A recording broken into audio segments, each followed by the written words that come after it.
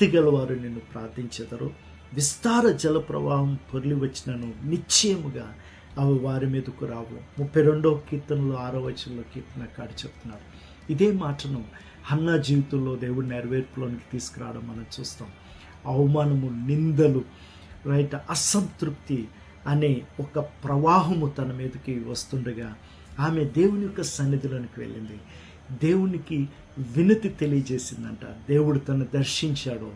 అవమానాన్ని సంతోషంగా మార్చి, కన్నీటిని నాట్యంగా మార్చి, తన జీవితంలో ఒక దీవెనను దేవుడు కలిగజేస్తాడు. అంతేకాదు, దీవెనగా తను ఉంచాడు.